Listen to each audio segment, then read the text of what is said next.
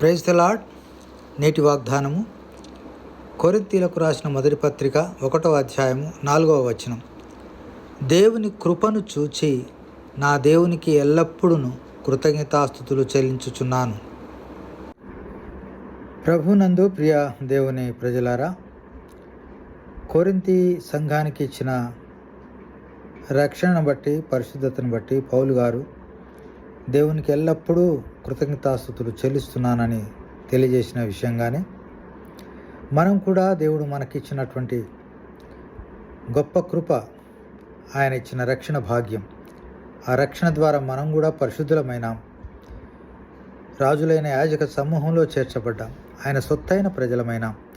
కనుక మనం కూడా పౌలు గారి వలనే ఆయనకు కృతజ్ఞతాస్తుతులు చెల్లించ బద్దులమై ఉంటున్నాం. ఈనాడు ప్రభు పునరుత్థానుడైనటువంటి దినం, ఆయన సన్నిధికి మనం అందరం వెళ్తూ ఉన్నాం.